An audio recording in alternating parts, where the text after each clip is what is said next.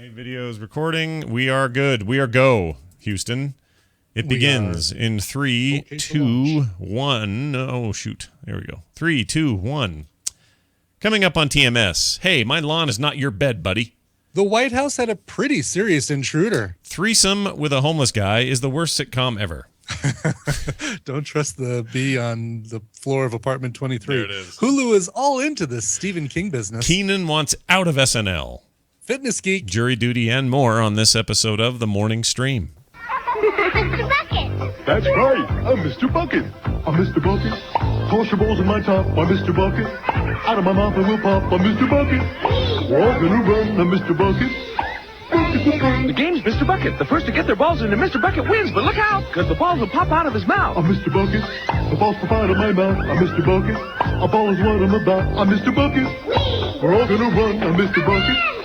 Bucket for fun. Mr. Bucket from Milton Bradley. Bucket for fun. Take a selfie. The morning stream, the morning stream, the morning stream, the morning stream, the morning stream, the morning stream. Oh, Internet, is there nothing you can't do? This is The Morning Stream. Morning stream, morning stream, morning stream. Good morning, everybody. Welcome back to The Morning Stream. It's me, Scott Johnson. It's Take a selfie. Brian Ibbett. What's going on over there? Oh, what more can I say that clip doesn't sum up completely? You know, it really is the short biography of Brian Ibbett. Really. I mean, in the end, if you could just sum the life of Brian Ibbett up, it all comes down to... Take a selfie. Exactly. Hey, what's going on, man? It's a new show. We're here. We're doing it. We gotta tuck in. How do people know it's a new show? Yeah, How can they be sure? That's a Because really good point. Let's do a little if they're philosophical listening to test. this, let's say they're listening to this a week from now. Yeah. Oh, well, they just said it's a new show. Wait a minute, they're talking about the hobo again. See, now, okay, now here's what we got to do. So first of all, I played an old commercial that we played on the show before, Mr. Bucket, right? Right. So some might hear that and go, wait a minute, is it I've heard this one 2011? before. Yeah, what's happening here? Well, no, sometimes we just Pop repeat out them. of my mouth, Mr. Bucket.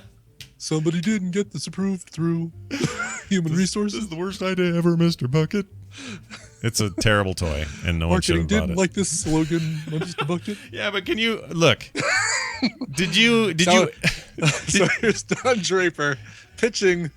Mr. Bucket. So it's a game for kids. Yeah. You've got Mr. Bucket. He's sitting on the floor. Housewife sitting back behind him, knitting. Father sitting on his easy chair with a pipe in his mouth, reading the New York Times. Yeah. Children playing with Mr. Bucket on the floor, balls popping out of his mouth. And the slogan is buckets of fun. I don't think I ever saw a kid with a Mr. Bucket is what the point I wanted to make. No, I never saw a kid with a Mr. Bucket. So I would call this one of the... Unless you're talking about Charlie. All right. I mean, I've seen... Oh, hey. Well, hey, ho. But I've seen like plenty of toys that were like, oh, the big lawn darts. I had Sure, those. sure. Did you Slipping have the, slide, you know, What like was the little sprinkler dude with wiggle, like he was a sprinkler. You put him in the lawn and his tentacles. tendrils. Yeah. Yeah. They were full of water, like little water weenies would fly all around. And Yes. that guy was called... His water tendrils. Jeez. Man, way to take the fun out of the sails of that boat. Jeez. So we'll call him Mr. Water Tendrils. Sorry, Mr. Draper, we're going to have to change that to... what was he called? Now it's going to bug me. Water toys of Willie the something? 80s. Was it Willie? Willie Water Wiener? Hold on, we're going to find it. Toys, handheld, nope, no, let's see. Images for toys, 20 iconic toys from the 80s, retro toys 80. I can't. Search for Water Cthulhu. That's Water exactly Cthulhu, that's it. Nailed it. Okay, I'm going to scroll down here. Dr. Strawberry Octopus. shortcake. I love the guesses people have, though. Um, If you do a search for water tendrils, I'll bet you find it. Bo- Child's toy water It tendrils. seems unlikely for some reason. Oh, there's a glowworm. I haven't seen that in a while. Yeah, I can't find anything. Two people are saying Wally the Water Wiener. I don't think it had the word wiener in it, did it? Wally the Water Wiener? Wally Water the Willy? Water Wiener. Hold on. I before E. Yeah, nothing. No? I think they made that up. I don't know what it's Water Wally. Something's ringing a bell. Oh no, there's a little character named Water Wally, but he's like a PSA guy. He's like a little, hey, conserve water today. Drink me, I'm great, but don't spill me out for no reason. See, I did a search for water tendrils. Yeah. Willy Waterbug is who that. Oh. Wait, Willy? I cannot Willy believe we're doing this. Waterbug. Water bug. Okay. That's him. Yeah. Oh, but I don't remember that name at all. I don't remember that name at all. Yeah. Willy Waterbug. Okay, well, let's see if we can get a commercial going here. Willy Waterbug by Whammo. Here you go. Of course. Oh, whoops. Oh, there's just someone filming it. This isn't a commercial. It's just like out there on the lawn with the Yeah, just the Super 8 spraying for no reason. Okay, there's a bunch of videos. There's no commercials of it. There's slip and slide videos. bummer. Well, that's a real bummer. We've gone down a rabbit hole with no end. We have to go back out the hole the way we came in it. Yeah, I guess so. That's too bad. I did not get closure on that. I don't feel like I can do Can a you show. go? Can you go with on? this. Can you? I have no closure. I don't feel like I do either. By the way, but this process has brought me to a website that I think we could use. It's called list25.com, and it's nothing but lists of 25 things. 25 popular songs you may not realize are cover songs. That's right up your alley. That's like the number one thing. And I bet I could name like 20 of them. Well, you know what? Just for fun, we're going to try this out. Okay. Here we go. Number 25. Well, I'm not. Oh, you got to to tell me. Yeah. Give me a name and I'll search it. I'm gonna say "Respect" by Aretha Franklin. Nope, not in there. Really? Well, it's just not in the list. Wow. Okay. Got My Mind Set on You by George Harrison. Unless wait, let me make sure these are. No, they are searching. Yeah, that one's not in there either. Tainted Love by Soft Cell. Tainted. Oh, come on. Not in there. Well, not on page 1. All Along the Watchtower by Jimi Hendrix. I just realized that this is doing only 12 at a time. So let me get the all 25. Oh. Okay. So give me the Watchtower again. There we go. All Along the Watchtower. Watchtower. There it is. Nope, Okay. that's a little help from my friends from the Wonder Years. Oh, sure. The Joe Cocker. Watchtower not in there. All right. Hurt by Johnny Cash. I mean, I'm not sure how Hurt is on there. Surface. Really? Yep. So that's the surface level they're going on. What was the Tainted Love? Tainted Love by Soft Cell. I mean, Nope. that seems like Not there. Really? Yeah. That seems really like that should be on there. I agree with you on that. I'll give you a few examples. Yeah. They've got Quinn the Eskimo. Oh, sure. By Manfred Mann. Yep. American Woman. Oh, what they say that Lenny Kravitz Didn't invent people it. might know that Lenny Kravitz was not the first person to do American Woman. That's a bad choice, isn't Can it? you guess who the original artist was? Last Kiss from Pearl by Jam and Pearl Eddie Vedder. Jam? Yeah. Love Song by The Cure and 311. yeah, 311. Jeez. Okay, so they're The Big Yellow Taxi by the Counting Crows. There's some they're either kind of obscure or totally obvious. yeah. Landslide by the Dixie Chicks. We know. It was not even originally done by Smashing Pumpkins. Would you believe that Fleetwood Mac originally did that one? Twist and Shout. That's one I didn't know that. Oh yeah. Isley Brothers, I guess. Yep, Isley Brothers. Let's see. Just find one more here. The First Cut is the Deepest by Sheryl Crow.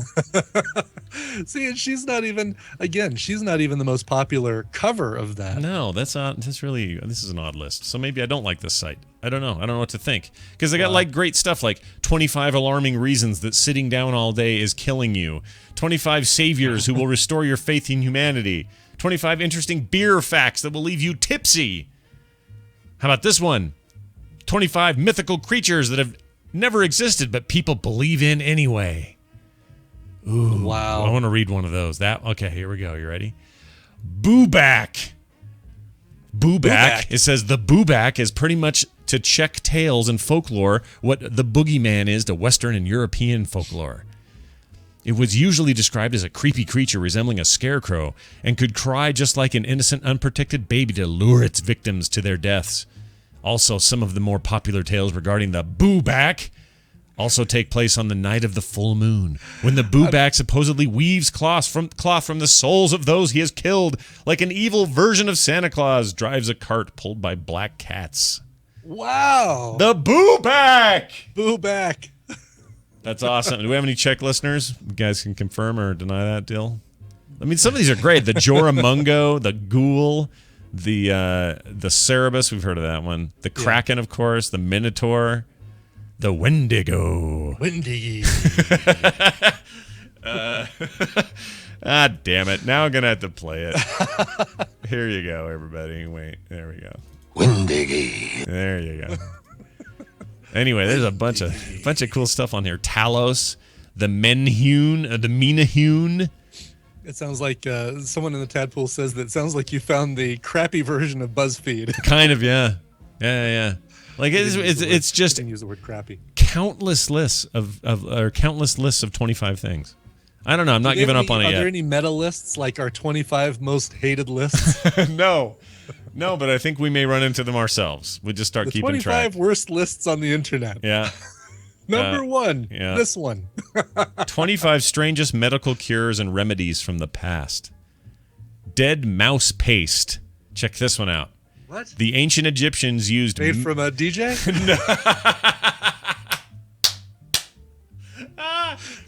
Crest presents Joel Dead Zimmerman's Dead Mouse Paste. The ancient Egyptians used mashed mice to cure their toothaches. They would mash mice and then put them on their toothache. How about this one? Irony Man found the best picture of Boo-Back, by the way. Oh, good. Let me check this. Oh, gosh. Wow. That's Boo-Back. A couple stickers and... Does she have a handful of grapes? I can't tell. She's got a handful of grapes. Tattoos, and you're good to go. How about half a mouse? In the Elizabethan England during the Elizabethan period, people would cut mice in half and apply them to their warts. So you'd cut a mouse in half and stick it on your wart. Wow. Mice really have had a bad time. They have, right? And this is my favorite. Number 22, farts. In the Middle Ages, people were convinced that the Black Death was caused by smelly odors. The prevailing view of the day was that like cures like. So many physicians encouraged people to fart in jars and then open the jars when the plague came to town. That would help fight off the plague. The fart jar. Yeah, jars of farts is my jars of clay cover band. Yep, exactly. Right? See? I knew that a good cover band would come out of this. Sure. Finally, I'll just tell you of this one. Crystal meth. Hitler's doctors. This is back when meth wasn't a street drug or whatever. Hitler's doctors are possibly the most famous examples of using this treatment, as Hitler was known for a hypochondriac, was a known hypochondriac. They would often inject him with all sorts of medications, including that whatever day's form of methamphetamine was. So, that helped him a lot. Yeah. Wow. How about this one? One last one here. Sure. I'm trying to see if any of these other ones are better. As long as it doesn't have to do with mice, jeez. Okay, here we go. Coca-Cola, inspired by Vin Martini, Marninini, something like that. Coca-Cola, made from cocoa leaves and cocoa nuts, was originally intended to be a medicine. Colonel John Pemberton, the inventor, claimed it could cure headaches, morphine addiction, and impotence. Wow. Well, that's the whole, Dr. Pepper, all those, a lot of those... a lot of sodas were first marketed as health tonics, and really, well, maybe not a lot of them. I guess Mountain Dew probably wasn't. Yeah. This will make you feel more extreme. Yeah, right. Dr. Extreme's traveling medicine show. Hello. That's list25.com if you're interested in checking it out. It's interesting, sort of. I'm kind of getting a kick out of it.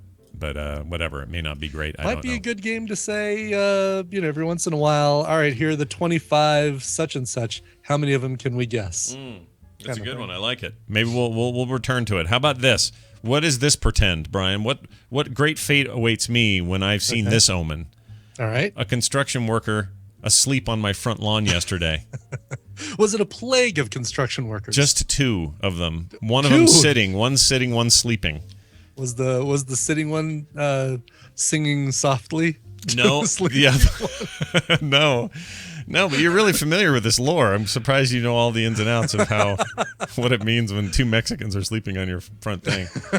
So the reason I know that they're of Mexican descent, I walked out of the house, all I could see was hard hats, and one guy in it was kind of fetal position on the grass. Sure. And the other guy was sitting there just doing nothing, and I walked out with their backs to me, and the other guys turned away from me, so I couldn't tell what nationality they were, and I said, "Everything okay?" Like that.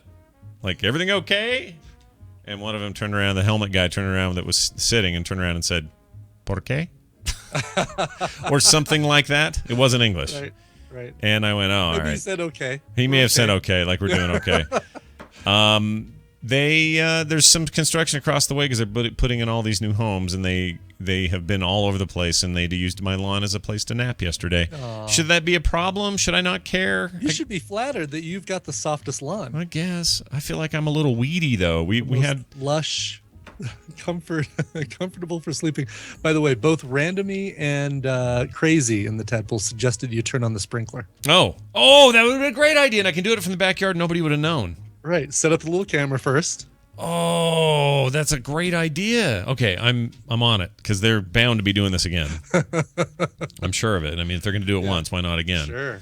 They seem to be making good progress over there, so good on them. And I'm not trying to, whatever. Mi casa, su casa, right? You need a lawn to lay on. I'm here for you, man. Sure. I'm not going to be mad at you, but I just wondered if it was an omen, like it was a thing to come, a sign of things to come. I don't know. Mi lawn, su bed. See? Bed. What is bed? Only because I don't know the Spanish words for lawn or bed. Lawn would be el lawn, and bed would be el bed. I think both those are masculine. I like how both of them are in the masculine, not la bed. La bed would be lady, right? Right, that would be the feminine bed. Well, what's more manly than a good bed? I like to say. All right. Thank you, everyone, for indulging us. Let's now call Daryl because more indulgence must be spread around. And this way, Daryl gets his time in the sun. Hold on here. Let's get him at it. Okay, here he comes. I think he's on his way. Let's play his theme. Yeah.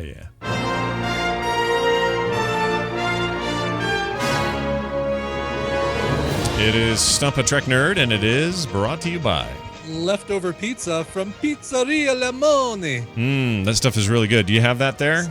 Never heard of Pizzeria Limone. It's Is it a chain? fantastic. Yeah, it's supposed to be. I don't know how far and wide, but they're popping up all over the place here. Wow. When I do a search for pizzeria, in my local Google search, it is the 5th item that comes up. Oh, wow. So is there any local locations? You should see because it is great. I'm addicted to their pizza. It's not like normal pizza. It's fantastic. It's really thin, lots of olive oil, lots of real fancy kind of Italian business going on. Let's see. I feel like I'm eating Sandy, the real thing. Cottonwood, and Salt Lake City. Brilliant. Boom, boom, boom.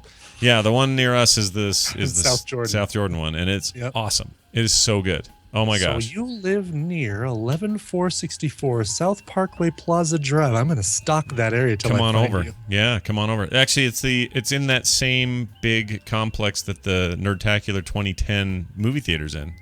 Oh, really? Yeah. Okay, It's just I right know there. that place where Yep. you buy your tickets ahead of time. Yeah, where you can the drive-up ticket booths. Yep, and you can sit down where you want, and it's reserved for you, even if you show up 20 minutes late. It's yours. I love that. It's the greatest thing. It's all we do here now. There is no other way. Yeah. Utah doesn't know another way. How about Seattle? Does it know another way? Is there Yes, it's the bad way is the only way around here. Oh man, what is the deal with you guys? Denver and I don't Seattle. know. Come on, let's get on this. What fun is it to rush around trying to get there early and get the seat you need because some jerk's going to steal it before you do, and it's just this horrible mentality. You should reserve your damn tickets ahead of time.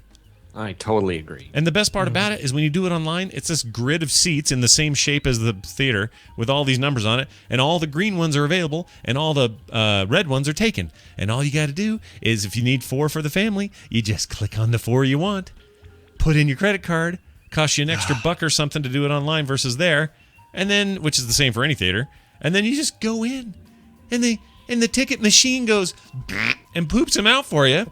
You take your little tickets and you walk to the lady and he says, or the guy, oh, and that's the other thing. This movie theater has like nothing but super old men running everything. It's awesome. And I mean like 20s looking vests and like the whole like get up, like the fancy old school like theater get up clothes. And they're always like, yes, your theater is down the hall and to the left. Number 15, enjoy your movie. Like, it's that kind of treatment. It's awesome. It's awesome. That's great. Oh, please tell me that guy has a monocle. He should. He does not, but he should. All right, Daryl, good morning and welcome to the show. And you're in your home still, right? Mm-hmm. All this week. Yeah, taking the kids to school and then off to work you go. Mm-hmm. Well, it's good to have you back, and may all your trips to work be fruitful or something. Let's get to your question. Daryl's the Trek nerd. He is a Trek expert, really. He comes on the show and answers hard trivia questions about Star Trek, a thing we all really like, and that's why we do it on the show. And we've done it since day one, so quit complaining. It's going to be here, and it's always been here, so just shut up, everybody. All right, here we go. Why have we not trademarked the term Trekspert? Yeah, Trekspert. What the heck? Ask a Trekspert. Well, a Trekspert is something. If Kirk ever had his carotid artery cut, he'd have a Trekspert. If you say it like that, Trekspert. Spurt. Slow it down. Trekspert. All right. Here's your question. In the Next Generation episode, this is the one with Gene Luck Pickard in it. You know the one. Times Arrow. The crew goes back in time to San Francisco in 1893. 1890. It doesn't roll off the tongue as easy, does it? No, it really doesn't. Samuel Clemens, a.k.a. Mark Twain, is seen talking to a reporter about, or as he wrote, aboard the Enterprise crew.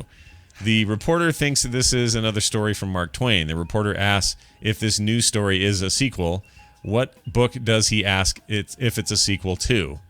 And these are Samuel Clemens books. A, The Prince and the Pauper. B, The Connecticut Yankee and King Arthur's Court. C, Jumping Frog, or D, The Innocents Abroad. Those are all actual books, and those are all actual titles. Which one of those was the one they referred to? Prince and the Pauper, Connecticut Yankee and King Arthur's Court, Jumping Frog, or Innocents Abroad. The Innocents Abroad, which is a great name. I've always liked that last one. Daryl, while you consider your options. Oh, shite. I forgot what we were doing. Are we doing the candy bars that we showed? Are you hungry? Aren't you hungry? Watch a foodie. All right, I gotta go grab it. All right. I'm an idiot. Look for a box from Daniel Steindorfer. All right, hang on. And I brought stuff home, so I have something. Cool. Which one did you bring? The colorful thing with Tartanky. Tartanky girl. See, I've got a chocolate tartanky. Okay. I've got an orange tartanky. You know, I didn't see these before because they were just destroyed in a box, and so they're in a bag now. Oh, well, But the box. I've got all my box kinds had of a bag in it. Yeah, I've got at least 4 tartankies. So what do you want here? Because I got the Ritter Sport selection. There's the big giant Bochi thing. We should do that. Do it. Daryl brought home tartankies. Oh, sorry. Let's do a Tartanky. I forgot. You're not at the office. I've got white, green, orange, and brown. I have white, brown, green, and orange. Shoot. Well, Darn it. What are we going to do? And I've got orange, green, whatever that is, and brown. I think we should all do a different flavor. Oh, really? Just because, and we're not going to do a separate day per Tartanky, are we? Oh, we could. I was thinking we could. Well, maybe we could. All right, let's do orange then. Orange. You got something else waiting in the wings? No, this is. I think I'm good. I think the Tartanky orange. We're doing orange tartanky? Yeah. Let me open that up. Now, what is a Tartanky exactly? Opavia brand. It's actually Tetranky. Oh, Tetranky. Tatranky. I was happy to keep calling it Tartranky because it's a funny name. People in the chat pool have been correcting us. Tatranky. It's Ew. Tatranky. Is it supposed to look? It's a wafery kind of thing. Yeah, but is it supposed to be all white on the top and bottom and then gooey on the sides? Or is that just me? That's just where the chocolate squirted out, probably. Oh. Yeah, mine is too. That's where the Trek spurt came from. All right, so let's see here. Odd. I'm gonna It's try like it. a Kit Kat that they didn't have enough room to cover the whole thing. The inside of the wrapper's all chocolatey, gooey, messy. That's quite good. Oh, we're eating it. Yeah. Okay. No, what were you gonna do with it? I'm just looking at it. I'm shoving it up my arse. That's good. It is good. It's got a little end of the road taste. I'm not sure I'm cool with, but the initial blast is good. Do you see what I'm saying? It kind of hangs around in a weird way. It does. It I think that might be orange, fake orange flavor, It's like that or kid. peanut butter, almost like a peanut butter flavor. Yeah, I would call it peanut Yeah. butter. Yeah, I like it. It's not bad. No. I've had worse. Ladies and gentlemen, Tatranki, courtesy Tatranki. Your butt. Daniel from Germany, but living in Rochester Hills near Detroit for the next 2 years. That's great. What's that for, I wonder? He didn't say, does he? He says, I hope you enjoy the package as much as I enjoy your shows. Keep up the good work, guys. Best regards, Daniel. I am super impressed with your package, Daniel. I think it's And then a there's fantastic something in package. German that I think says, Trotz allem liebe ich die Sendung. Yeah. That sounds right. You just can't say that in a... It's like getting chewed out at the... You can't say it in a sweet sing-songy voice. No, none of German can do that. Ich liebe. Ja! Nein, schnell! Yeah, there is no nice sounding German. Just like there's no not annoying sounding French. I said on Twitter today, if I never hear the phrase chaise lounge again, it'll be a beautiful day when I don't have to hear It's that not word. pronounced chaise. It's a chase lounge, isn't it? Even worse, because that's just us screwing it up. Because I think thought it's it was chaise. I think thought it it's was like a I think it's like combination. chaise. It's like some Frenchy thing, isn't It's it? not named after some guy named Shay. Well, here, how do you say here? Chaise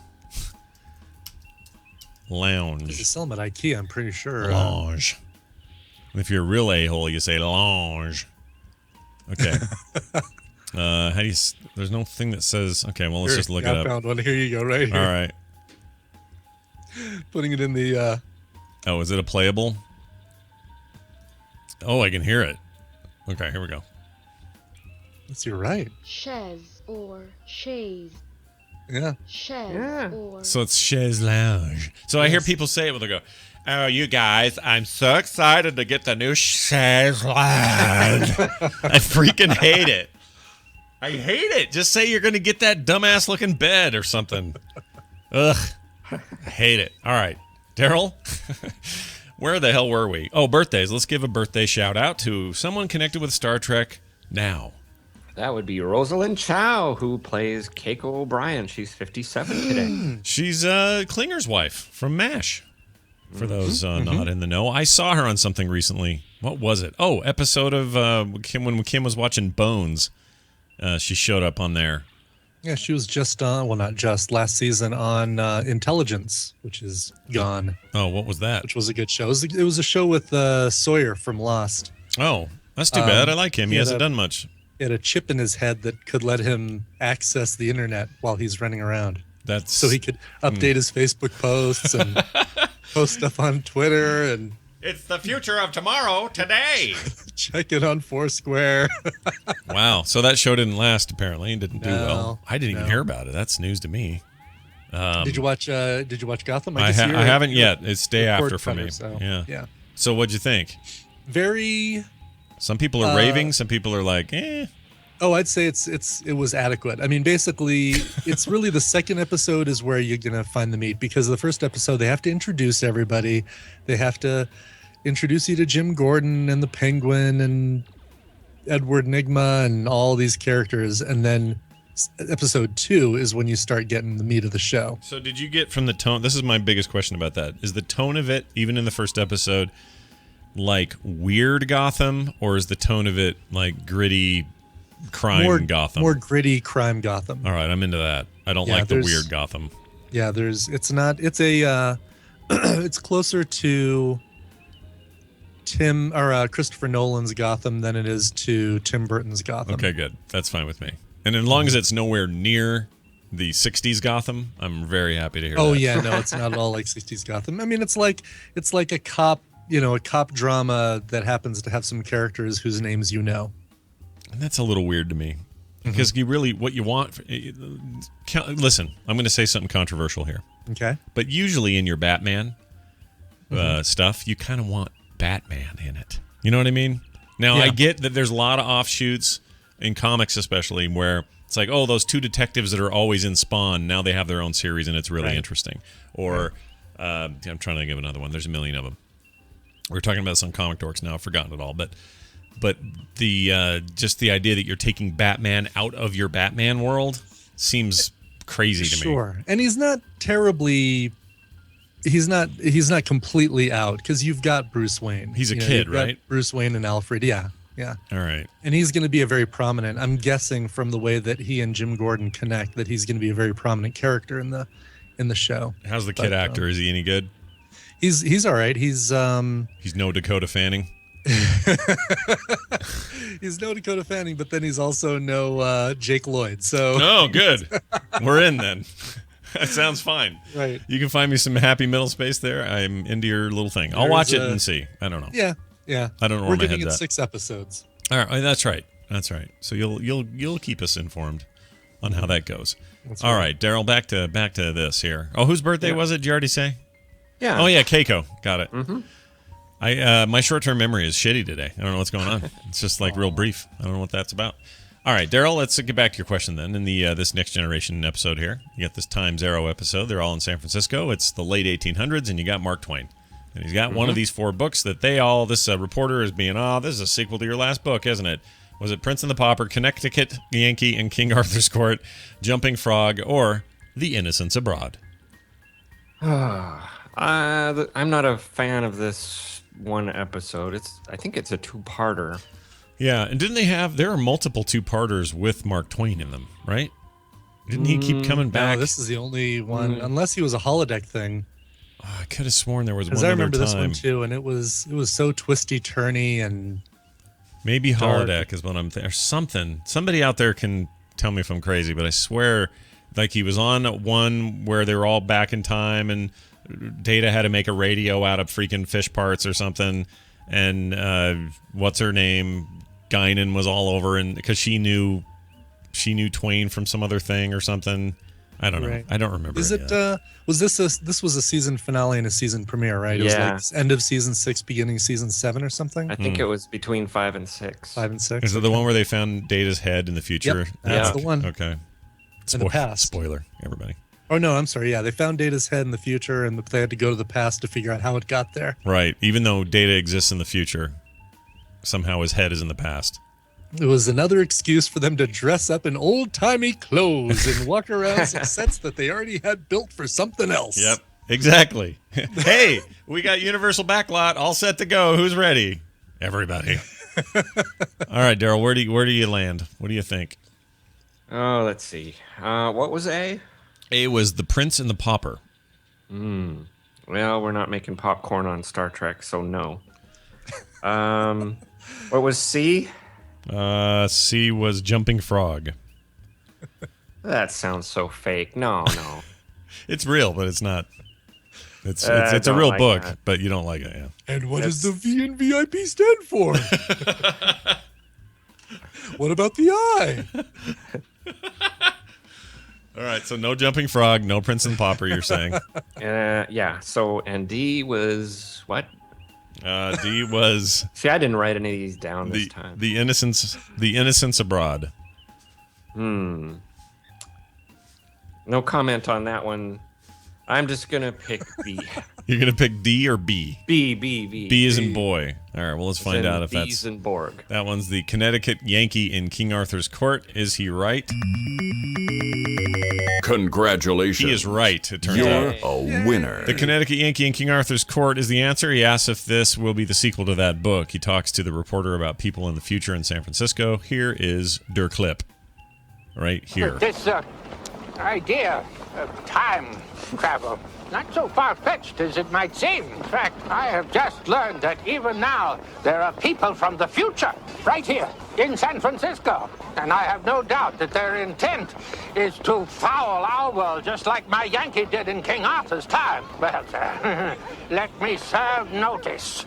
As soon as I have the necessary evidence, I intend to expose them and make it absolutely clear that they are not welcome here.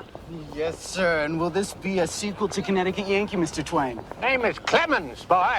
Sam Clemens.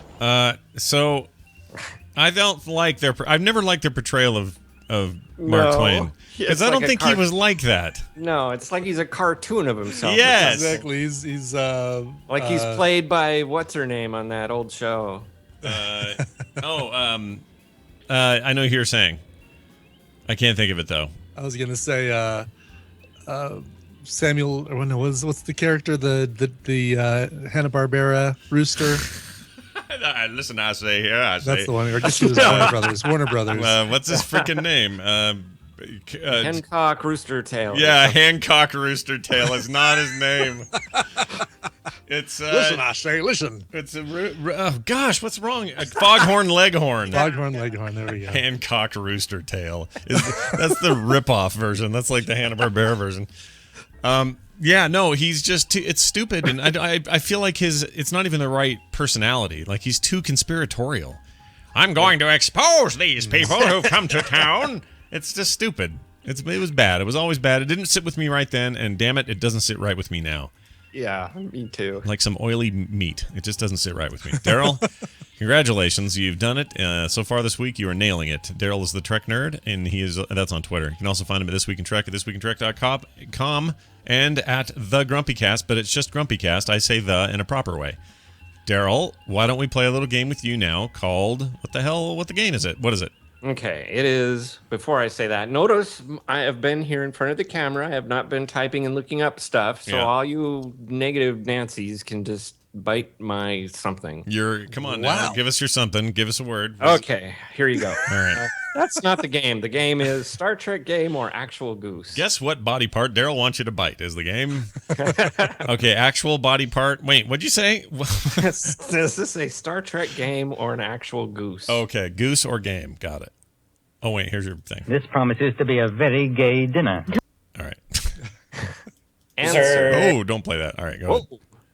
Answer.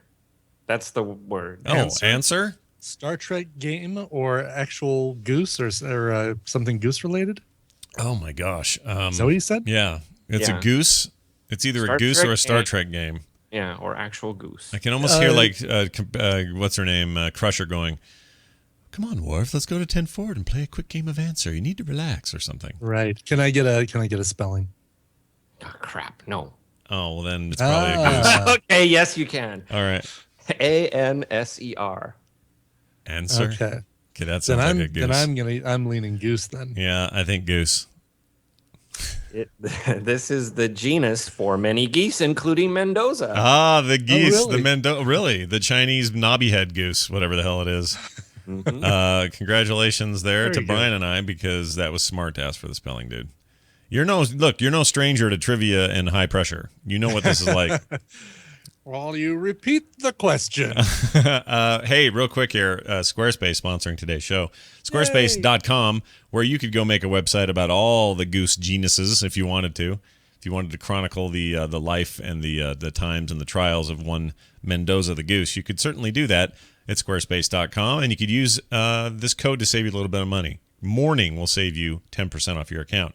That's Morning, MORNING, all lowercase, at Squarespace.com. They've got great templates, responsive designs, looks great on mobile, looks great on desktop, looks great everywhere. You don't have to be a genius to do it.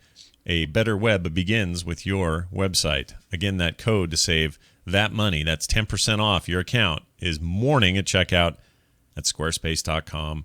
Go do it today. Television highlights of the news of yesteryear. News is brought to you by Salt and pepper sunflower seeds. It's a party in your face. I ate too many of those last night. That's probably why I didn't sleep well. I haven't had those. We do have some cracked pepper pistachios that are excellent. Those are good too, yeah. Somebody recommended them in the Tadpole. I picked them up at Costco, and they are right. They're damn good. Yeah, we had those. We've had those as well. I'm just a huge fan of like salt and pepper anything. And these sunflower seeds, they're the Spitz brand. Oh yeah, and they're really good. So if you see those, you see a bag of those, and you're doing a road trip to Vegas or something, I recommend them highly. Yeah, they're really good. All right, I'm all over it. Excuse me. Hey, look at this. Here's the news. Sure. I had a little side burp there. White House intruder. You hear about this? Hear about this? There was a White House intruder. He had a knife. Hide your kids. Yeah, hide your wife, because they're all up in the house. Hide your Malia. Oh man. White House intruder had 800 rounds of ammo in his car prior to run-ins with the law, and prior run-ins with the law. The intruder who evaded Secret Service and bolted into the White House on Friday was found with 800 rounds of ammunition. That's a lot. The details emerged during initial court appearance for the suspect. He's 42-year-old Omar J. Gonzalez. Federal prosecutor David Mudd said Gonzalez had hundreds of rounds of ammunition in his car, in addition to 2 hatchets and a machete. Machete. I've learned how to say that word. Who taught you how to say it like that? I don't want to embarrass him. At the time of Friday's incident, he called the intruder a danger to the president. Gonzalez, who was quiet in the courtroom, was deemed to be a flight risk and ordered detained until his next hearing set for October 1st. Here's the funniest bit to me. And none of this is that funny. I mean, the guy's dangerous.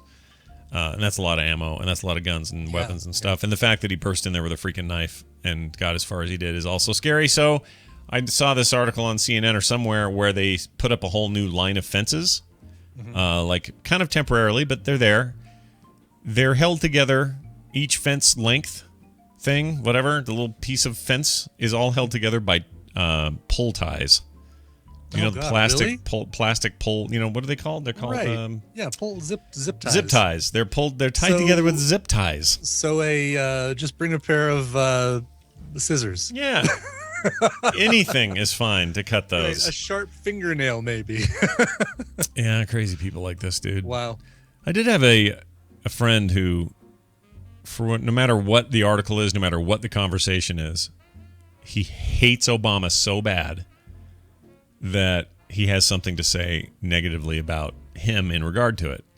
So in this case, it was like... Oh, really? Well, it was twofold. It was like, he told me, he says, well, I'm not saying anything, but too bad the guy didn't get a little further. That was one thing he said. It's like, you douchebag, number one. I don't care who the president is. What are you doing? Right. Yeah, you don't root for the guy who wants to pop the fence and kill anybody. Yeah. And just based purely on some like weird hatred you have for the president. Secondly, he says, but also it shows what a crappy president he is. Can't even have good security at the White House. Yeah, it's all on him. It's just him. Oh, my God. Just him with the keys. He's the only one that controls this. You dingus. My friend and I, we don't get along very much anymore. Yeah, and it isn't because he's weirdly I don't care. I mean, fine. Right, president this, president that. That's just unreasonable thinking about anything. Exactly. You just said that during Bush's reign. I would have said, what are you doing? Whether the end result was something you agreed with, the method he chose to get there is still a little whacked out. It's totally whacked out. I think I'm done talking to him. Anyway, I will say, watching The West Wing, and still only 2 episodes into The West Wing. Yeah. It does, remind me how similar the president is to just the guy who works in the office, right? Guy gets up, wakes up, has a cup of coffee, hops in the car with his briefcase, drives to the office, does what work he does. And there's so much perceived, I don't know, magic or mystery behind what the president does in his office. Yeah. That it's like, no, he's just a guy. He's just a guy who gets up, has a cup of coffee, grabs his briefcase and goes to work, and he just happens to be in an Oval Office instead of a cubicle. Yeah, but, and he happens to live, 30 yards to the west of the office. But yes, the eagle is in the roost. Right, exactly.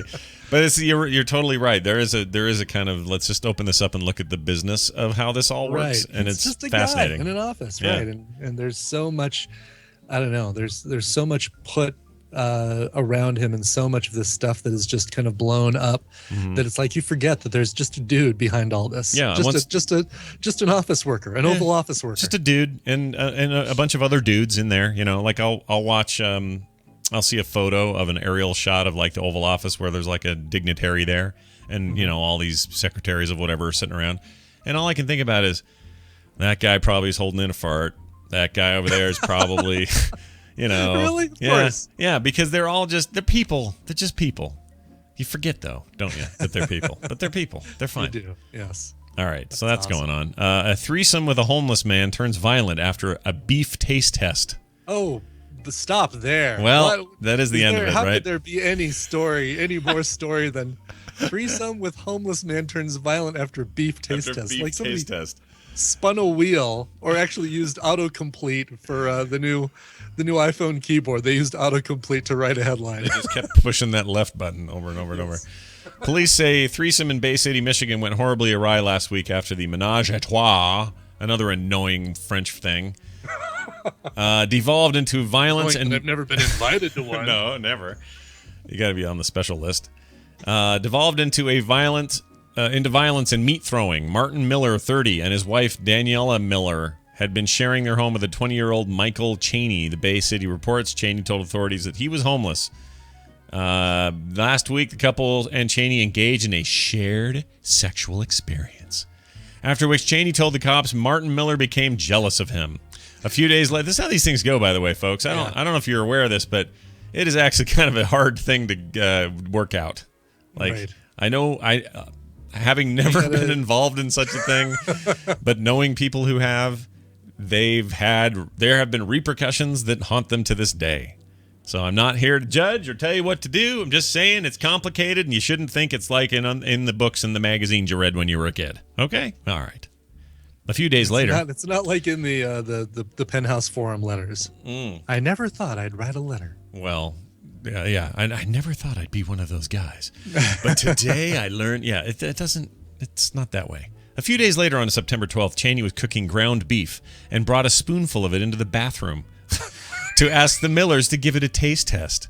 Daniela Miller was taking a bath at the time. It's unclear what her Martin Miller was doing in the bathroom. I don't know why it says that. It's what her Martin Miller.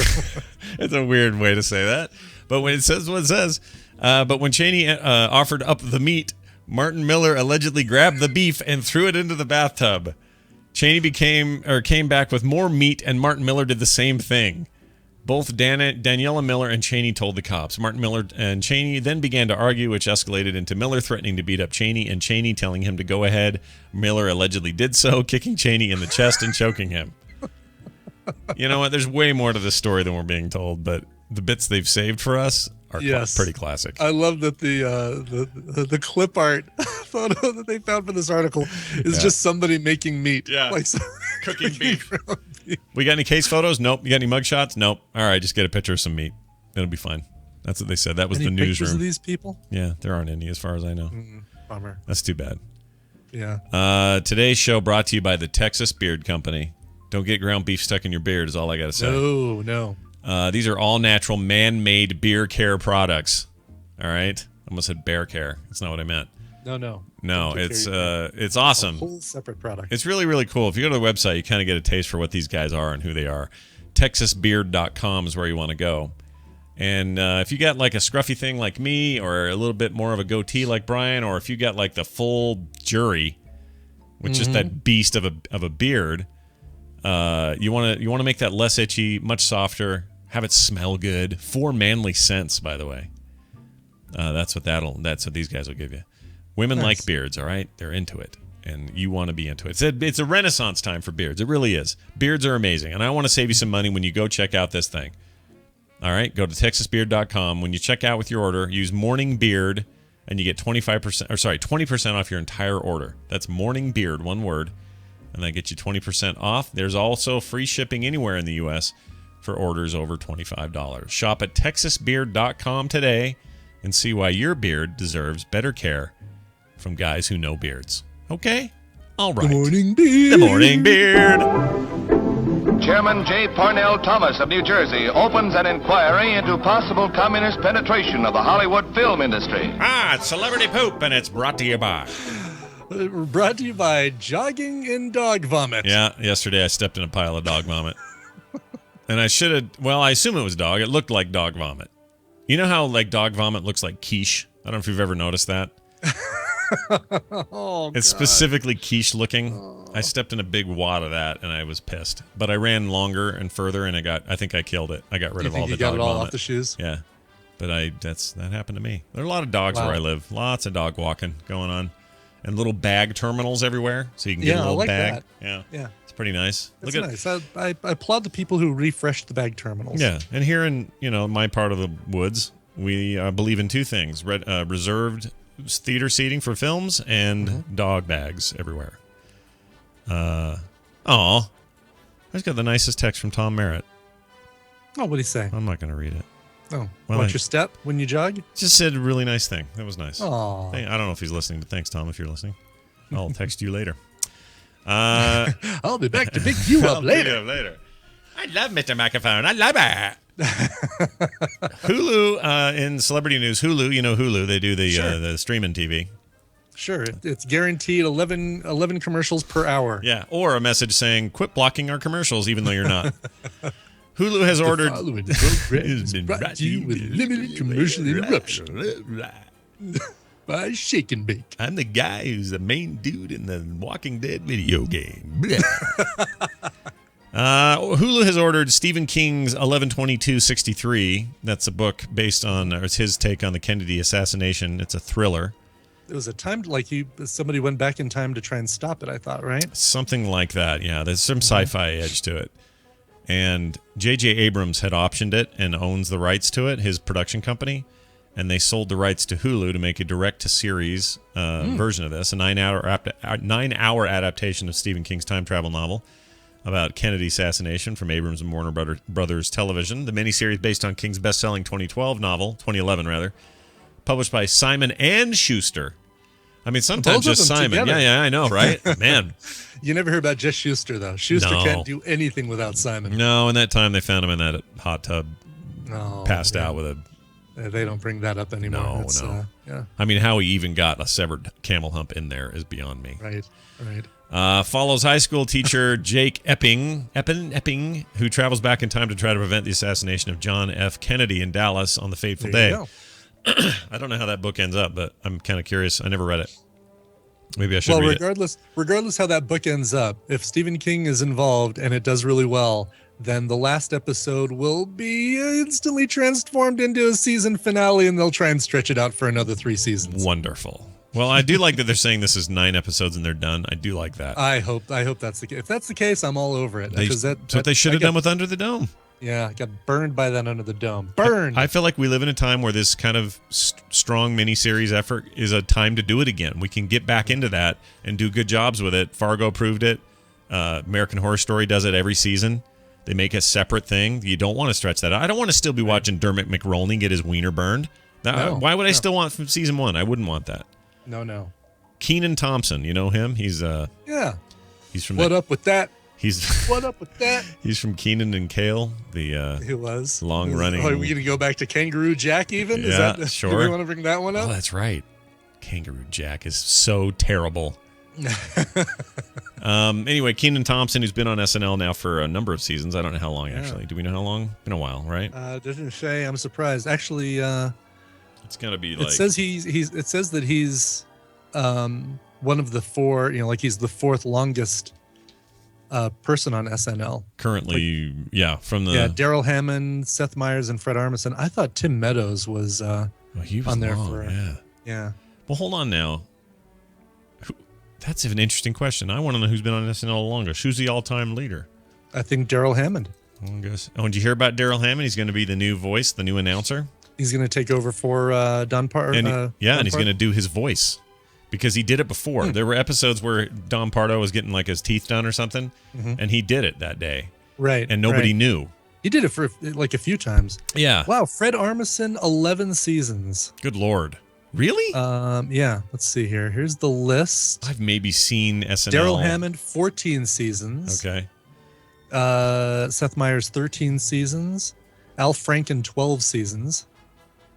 Because he disappeared for a while from three non-consecutive. Fred Armisen, 11 seasons. Tim Meadows, 10 seasons. Jason Sudeikis, 9 seasons. So we're giving it to Hammond then. We're giving it to Hammond. Wow. Well, good for him. I liked him. I like that there's some 0 season people. Michael Che and Pete Davidson. Oh, because they're brand new. They're added to this new season. There's a big list I just found of the 10 worst cast members of all time. Really? Let me see if I can guess. Well, no. Some of these aren't fair, I don't think. But here, I'll give you what they put. Okay. Jimmy Fallon. They think he's much better as a show host. I think he's gotten better. I mean, basically his thing was that he would just crack himself up during every spot he was in. Yeah, he was likable, incredibly likable. But if you really think about it on a technical level, he wasn't doing anything that special. Like he was just kind of cracking himself and everybody else up. It wasn't really like, oh, remember his impressions or remember his act or whatever. It wasn't that great. But I really like him now. Colin Quinn. They don't like him on there. Yeah, they didn't use him too much. I mean, He was news, and that's I it. only remember him for exactly. You know what? On the news, I thought he was all right. Yeah, this list didn't like him. He's no, he's no Norm Macdonald. How about Charles Rocket? I like Charles Rocket, the first guy to drop the F-bomb on SNL and get fired immediately for it. Yep, good job there, buddy. 4 seasons for him. Apparently, he did a really bad Ronald Reagan impression. Oh, really? A wretched one, they say. Here's the term. Ellen Cleghorn, they didn't like her. Horatio Sands. Oh, no way. I like Horatio Sands. He's all right. Yeah. Julia Sweeney, she had her moments. Yeah. Tracy That Morgan. whole Pat thing, that was a crutch, man, that whole Pat thing. Yeah, I guess so. I like Tracy Morgan, but they have him on the list. No kidding. Yeah. Didn't like him, huh? But he was kind of one note, too, though, if you think about it. I'm Brian Fellow. Jay Moore, I'm kind of with you on that. He wasn't that great. Victoria Jackson. Again, way better. Jay Moore, way better in the things he's done since. Oh, yeah. Since. Yeah. Victoria Jackson, again, kind of a one note. I never liked her. Let's see. Let's have Victoria play the ditzy blonde in this skit, shall we? Yeah. She's really weird now. She's gotten off the wagon. Good Burger. Do you know who Good Burger is? Well, that's Kenan. Is that Kenan? Yeah. They're referring to him as Kenan. They're not using as Good Burger and not as his Good real Burger? name. Yeah. It says memorable characters, Nice. none. Wow. Lorraine Newman, Garrett Morris, Jim Henson's Muppets. What? Okay, this guy's losing. They were me. in the first. They were in the first season. They had Muppet interludes. Muppet things, yeah. really? Yeah. From Jim Henson's Muppets. Yeah. What the crap? It was way more of a variety show in those first couple seasons. Like you'd have dramatic readings, and Andy Kaufman would come on and do a skit, even though he wasn't the host or the. Oh right, and they had the one comedian who was like a priest, but Father Sarducci, that guy would come out and do stuff. Right. Yeah. A lot more involved in the first. Yeah. That was an odd thing. It's a really odd season, actually. If you ever go watch it, I saw it kind of semi-recently. It's kind of chaotic and weird. Like, it reminds me of the very early Monty Python Flying Circus episodes, where the audience didn't quite know what the hell to do with it. Right. Yeah, it was it's a great example. Yeah. Very interesting very different. stuff. Well, anyway, he's out. He wants out. He wants out? He wants so he's out. tired of doing it? Can't you just leave? I mean, is it... I don't know. You got to give 2 weeks? How's it work? I don't know. I don't know, but this is such a shake-up season, too. I mean, so many people leaving. Yeah, we're on the tail of a bunch of really great people leaving last year. They're in a rebuilding phase. So, yeah, they are. Unfortunately. Bill Hader, man. I know, right? You can still feel it. That guy's still amazing. feel the loss of Bill Hader and Seth Meyers and but Bill Hader's busy making Sprint commercials and doing writing on South Park. South Park. Just fine with Andy me. Samberg. Yeah, Samberg's out. I still have never seen that Chicago whatever it is. Oh, Brooklyn Nine-Nine? Oh yeah, that's the one. Yeah. Worth seeing. Definitely binge watch that when you're done with. What are you watching now? Right now we are watching the. You told me yesterday. Blacklist. Blacklist, yeah. Yeah. Right. Well, I'm also watching Sopranos, but that's on my own time. Oh, right. Kim doesn't care for the mob story stuff, but I love it. Tweaked Audio is sponsoring today's show as well. Good Burger. A Good Burger. Good Lord. 5 great styles, 7 great colors, and designed to sound great no matter what's happening around you. Noise reduction is key over there at Tweaked Audio with their lifetime warranty. Check them out. See what you think. They got a lot of great stuff over there. Use Stream at checkout, as always, for 33% off these fantastic earbuds and quality sound products. That's 33% off with the code STREAM. We're going to take a break. When we come back, Fitness Geek will be here and Jury Duty. Before that, Brian has music. I do. Now, before I read this request and celebrate this birthday, I do want to do a shout out to somebody else who's having a birthday today who didn't get a request in time. And just want to say a big happy birthday to Kathy, a.k.a. Cheesy G. We love you. We love your contributions, the flavor you bring to Nerdtacular every year. And you're fantastic. And we love your anxiety party. Yeah. All right. This one goes out to Brecky Thomason. Oh. Who, is also having a birthday today. Says, friend of the hi, program. Scrote and Ball. September 23rd marks the 34th celebration of me completing another lap around the sun without dying. Oh. I really love how people describe birthdays. Like the different way every email describes it. I have survived yet another rotation of the Earth. People love doing that. The Swedish band Lilla Sister, that's Lillasyster, has made some excellent covers of Katy Perry's Roar and Rihanna's Umbrella that I'd love to hear. If you can find any of them, another hard rock cover of a pop or R&B song sounds just great. Shove the Snow Globe, signed Brecky. Nice. Well, we do have Rihanna's Umbrella covered by Lilla Sister. And these guys are great. And I forget about that they probably have a bunch of other covers they do. Their stuff is only available via import, so it's harder to find. But this one came out in 2007. It's fantastic. Umbrella by Lilla Sister. All right, we'll be back in a minute. Stay tuned.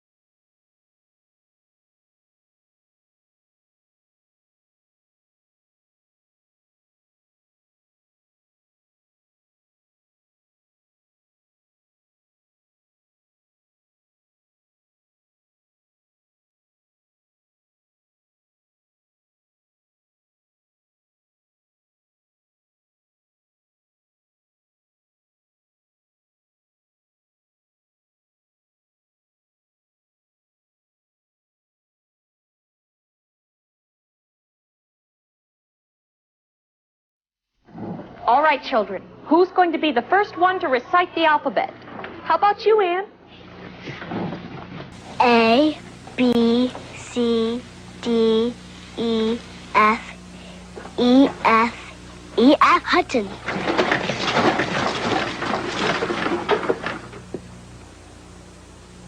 When E.F. Hutton talks, people listen. Then I will have to take the gun.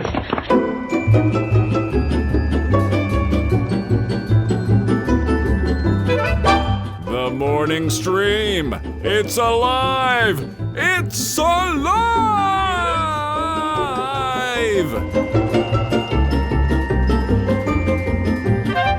I love that one. We're back. Hello. That was a rockin' version of that song. That was really That was good. great, wasn't it? Yeah. Just got back from a coffee run and it didn't. There wasn't enough water in the water heater thing. So I saw you rushing about. I was a little worried about you there for a minute. Oh, don't worry. Don't worry about me. Whew. I'm gonna have to go throw up. He said. All right, let's see. We're gonna call Bill Duran, see what's up in his world. All right. Might actually talk about some fitness today. We'll see. He's fresh back from another con, and I use the word fresh loosely. Yeah, his stink bag in tow. Well, we'll find out, I suppose. Let's see. I want to play his little thing here that we do. Here we go. Gonna crack my knuckles and jump for joy. I got a clean bill of health from Dr. McCoy. There you go. That's our theme for today. That's a great lead into him. Bill Doran, are you there? Oh, he's there, but he ain't no. answering. I see his face. Yep. I see that he has answered the call. Oh, I see there's a problem him. with the call, but not you, just him. Just him. Well, that's great. He's looking at the screen, but he's frozen now. I'm going to now hang up on him and try him again. Who knows, man? You know, it's always a shot in the dark here, what we do. There really is no rhyme or reason to it. I'll bet he had to reboot or something weird, because usually when that thing hangs like that, that meant something crashed right when he answered. I don't know. Let's see. Yeah, nothing. Is he in the chat room, I wonder? Oh, did I hear something? No, that was you. That was me. Sorry, yeah. That's all right. I thought Bill was just going, do-do-do. Just sing along with the song. I mean, I did briefly see his face. Well, now we have his face permanently, and it's kind of scary, but I mean it like a regular face.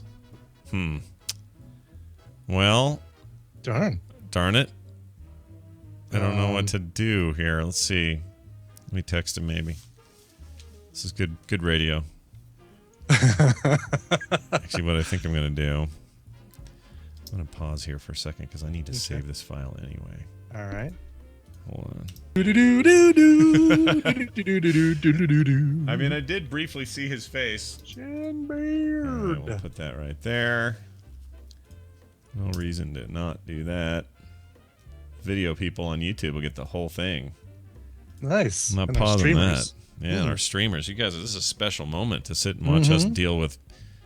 Oh, he got blue screens. He just sent me a text. Hold on. Oh my gosh, dude. Whoa. He's got double screens with blue screens of Windows death on them. Oh, geez, really? Yeah. I don't know what that means. Double blue screen across the sky. That's not What does good. it mean? That is not good. Hold on, I gotta ask my daughter this. Okay. Hey, what for? Question mark. All right. I'm gonna ask him if he's rebooting. Rebooting.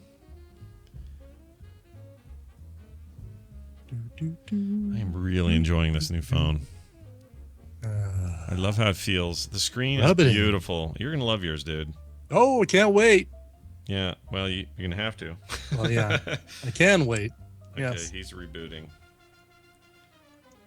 Yeah, that makes sense that he would be okay if he rebooted. But man, you should see this image. You know what I'm gonna do? I'm gonna send it to you. Yeah, send it to me so I can see it. Let's see. Oh, and Tina brings me coffee. Oh, Thank you, Tina. that's so sweet.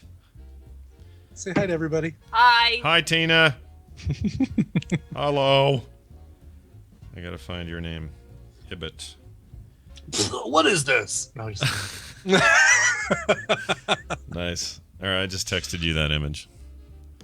Chat room, you want to see Bill's screen? Look at this thing. This is a monster. There you go. Look at this. Oh, God. Yeah. That can't be good. Double blue screen of death. Well, my guess is that he's just basically got two monitors hooked up to the same computer. Oh, yeah, I'm sure. He's just doubling it. Hey, did you car keys. What color phone did you get? I forgot to ask you. Space gray. Oh, space gray is sexy. Space gray. Yeah. Well, I'm a big fan of space gray, but I went with the silver this time because I wanted to be different than my wife because I thought she was going space gray, but instead she picked up the gold. You know what? It's funny. I was considering the gold. The gold is too champagne for me. I'm gonna put a screen. I'm gonna put a protector over it, but I thought, it's very different. Yeah, at least you get that. You get a gold ring on the front. Actually, if you put a protector on it, you'd only see the white. You'd basically be a white phone at that point. Mm-hmm. And I need to decide what to do for a case because I didn't pick one up. Kim got one on the cheap because she wanted something right away. I'm waiting for Magpul to put out their new cases because they are awesome. So right now I'm naked and I don't like that feeling of being naked. Yeah, Gizmodo is going to be doing. They did a thing on what are the best cases for the iPhone Plus. So, what'd they say? Did they give a verdict? They did. They gave a few options. One of which I liked enough to say I'm guessing that's the one I'm going to want. So I actually picked it up. But there's going to be one for the iPhone 6 Prime. We can call it the Prime 6 Prime today. So keep an eye out for that one. Do they have any that are just for the 6 on this article? The 7 iPhone 6 Plus cases that don't suck, they say. Yes, that's for the Plus. The one for today is going to be. Are these all on? Did they give us some Amazon links or anything? Huh. Well, we're still waiting for Bill, everybody. If you wonder what we're doing here. Aw, that's all right. We're paused. Yeah, we're paused. This is all just me and you dicking around for the live show, which I should do more often when this sort of thing happens, but. Let's see here. Another, according to Gizmodo, another big celebrity nude leak. Today? There was one a couple of days ago. Yeah, this one's from yesterday at 6:40 p.m., so maybe the yesterday deal. Who's the, where? Where did you read it? Gizmodo. Gizmodo's reporting They're it. basically, they're pointing to Gawker. Gotcha. Sister site. Okay. Your favorite Lizzie Kaplan's in there, just in case you can't see her nude on all the TV shows on which she's appeared nude. Oh, well, then what's the point of that then? Right. We already know she's cool with it. Exactly. She's like, oh, all right. Those got released. Oh, darn. I guess now people can see it without having to go on the internet for look at Showtime clips. I mean, I guess Cinemax. I guess the lighting isn't as good, but right. Whatever. Here's some nice tips about keeping iOS 8 from eating your battery up. I could probably do a few of those. Okay, what I'm really trying to find here is cases. Bill? No, I'm trying to find Bill as well. Trying to find Bill? Bill! I'm going to ask him, how's it going? How's it going? We might have to just call jury. We could do jury first and then Chinbeard after. Yeah, you know what? Let's do jury real quick. We'll just steer jury towards an ending somewhere like 9:35, 9:40. Yeah, right. Because I think he'd still go long if we let him. Yeah, it's already quarter after. Steer that ship into port. Yeah, I'm gonna make a producer decision here, and we're gonna do that. I think. Okay. All right. So let's Okay, we've removed him. All right. So what I'm going to do is I'm going to add jury to the call, and then I'm going to hit record again, and that'll begin right here. All right, we're back on the air. We took by the miracle of editing, we didn't waste your time, ladies and gentlemen at home. It's amazing. How did we not waste anybody's time during that? Well, we wasted a few hundred people's time. Although, well, who knows? We are going to bring onto the show a man who is known primarily as a comedic genius, but I know him as the beard with a man attached to it. And here's his theme. These are their stories. Oh, I'm terrible with names. Justin Roberto Young, are you there? Hi. Hey, man. What's up? What's going on, gang? Well, You're in sunny. Are you home? You're home. I am. Oh, well, that's great. Not traveling that's the home today. studio. It's very nice. Yeah, you look. Not until tomorrow morning. Yeah. And to the Big D, Yeah. Dallas, Texas. Big D. Can I tell you that the least favorite airport I ever had to sit in was Dallas Fort Worth? I don't know if that's DFW. changed, Oh, but man. I hated it then. It was, You know what DFW also sucks for? What? Returning cars. Everything's bigger in Texas, including the 90-minute drive it takes to drop off a rental car. wow. So it's like Phoenix, where you got to go to some off the site place, right, and park it somewhere. Is literally the car rental drop off is in New Mexico. Like, so it's comically far from the airport. Yeah. Like the bus trip in which they just pick up other passengers, like to and from, because there's just other stops they can make in between the airport and the rental car center. I feel like people are going to, like when I was there in January, I feel like people were getting on the bus and getting off to work between me getting to my rental car and getting back to the airport. Yeah. Oh, Phoenix is really far away. DFW is like on airport, yet somehow you have to just drive around like literally the entire airport to get to it. What is the good in that? That seems like a thing you'd want to change and up your game, Like, why wouldn't you want to improve to me, it's like, smart cities do everything in grids. So it's real easy to find out where you're at. It seems like you could retrofit an airport to be more suited to the convenience needs of its passengers. Well, when called for comment, a Dallas Fort Worth airport representative shot 2 six-suiters in the air and went, yeah! We ain't changing nothing for you, you Yankee scum. So, speaking of Yankee scum, it's great to have you back on. And by the way, your haircut is very nice. I see you've done quite the think you're job. fresh out of the shower is what I'm thinking. Right? Yeah. I had me a little bit what we would like to call in the industry a pomade accident yesterday. All right. Was it with Dapper Dan or Fop? So, I don't want Fop. I'm a Dapper Dan man. That's right. Explain this, because this sounds good. And my hair is not really good with gel. So recently, over the last year, I've discovered that pomade is kind of the thing I need, because I just need just a general thing to just sort of hold it in place so it doesn't just afro in weird patterns for which modern art would be created. And I got this new kind of pomade from the place that I got my hair cut, because I figured, they'd know what the hell they're talking about. Turns out they don't, and I put way too much in my hair, and it looked crazy. But then I got a bunch of compliments on it, so who knows? Yeah, man, life's just a real bag of mixed nuts, isn't it? Though, I mean, one day you're just kind of idly doing your thing, and the next day everybody wants to tell you that your beard is a glorious piece of work, and that's just the life you live, man. Your beard is a wonderland. Yeah. So, do you guys both get the iPhones, like the regular iPhones, or the 6 He's Plus? getting the Plus. I've ordered one. Yeah, he's getting his Plus when it arrives. I got a 6 as intended. I decided on that before I bought it, and it turns out that's good, because I wouldn't have had a 6 Plus either, probably. Because of how hard those were to get, but I ended up getting a standard ass 6 for. Yeah, apparently, only one dude in Perth, Australia, who ordered it, right on time, got a 6 Plus over the internet. That's a crazy situation. Nobody I know that ordered a 6 Plus online has gotten it. Well, they only made one. They claimed, so at this AT&T store, which I talked about on the show yesterday, where Kim, this is that whole story. I don't want to tell it again. It just makes me sad. But they had one 6 Plus in their shipment. Yeah. And the rest, they got tons of 6s. So there must be, this is my feeling, this isn't a demand issue. There's plenty of people who want a 6 Plus, no question. But the supply is not there for that demand. There's some, for who knows what reason, the 6 Pluses are in shorter supply at launch than the 6s are. They're apparently also in greater demand. The sales stats, people are interested and curious. I think like me and Brian were, that or Brian and I, for the grammar nerds, that just to try it out, try out the new form factor. Yeah. Sure.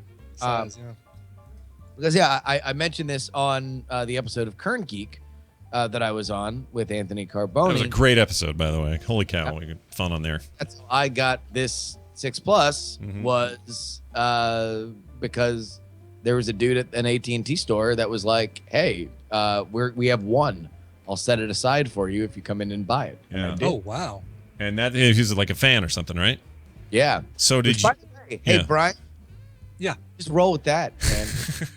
Like, listen, what's the point of being on the internet talking every stupid day? Right, no kidding. If you ain't gonna flex that muscle. You know, and there's we know a couple Apple guys. Oh and yeah, one of them why has didn't we helped me talk out- to those guys? We should. One of them has helped me out tremendously with an iPad situation that happened last year or a couple years ago with Alamo, my rental car. Yeah. And I just, You don't want to go to I that won't well even- too many times or whatever. Exactly. I want to dip into that well. I want to take advantage of that. I just don't want to overly take advantage with that. Here's what I did. I just put out, "Hey," because I was in. I was like, "Hey, anybody in northern or central Ohio, Yeah. where should I wait for the phone?" As I was Right. waiting for the phone.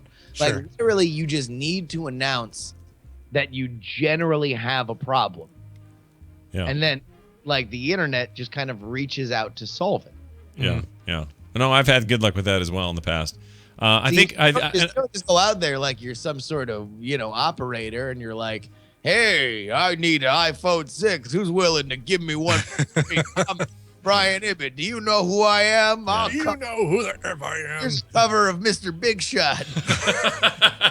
There's a lot of people on Craigslist in Denver selling theirs. $1,295 for a one. $1,400 over here. Well, that's not bad. That's not a giant markup if you considered those were purchased as unlocked phones. Exactly. So, That's close to a 80% upgrade. well, no, only if you're doing a contract though, right? Because normally, I mean, what are those, like 800 off contract? Well, oh yeah, I guess. Wait, is it? Well, yeah, maybe it's. I thought it was like. I don't think these are unlocked because this one says AT&T. This one says AT&T team or Verizon on this one. Yeah, but they don't have a have a contract. Like, even if it's unlocked, they're still those are different. Oh, because the right. radio chipset's different. Yeah, Gotcha. yeah. So when they buy those, like the guy in Kim's line that she waited 9 hours in, only to find out at 4:00 she could have just gone to the AT&T store and picked him up.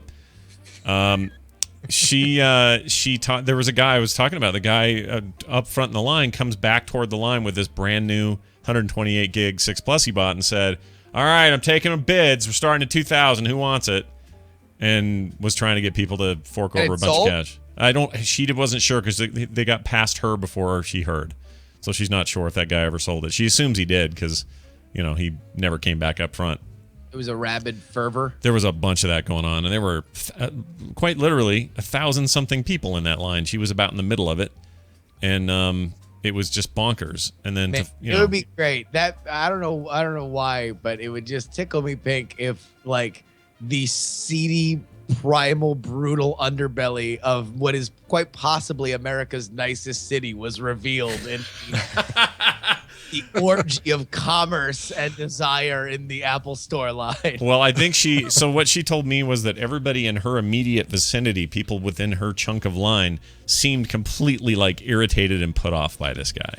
Like there was a lot of harumphing and like, dude, whatever. Sure. We're waiting in this line like everybody else. Don't be an ass, like kind of attitude. So I don't know if he found somebody or if he got nothing but consternation and just said, well, off to Craigslist then. Or something, I don't know, but he was clearly in line for that only. There was another guy that was selling his place in line near, like in the top 20 people, which had to mean he camped overnight.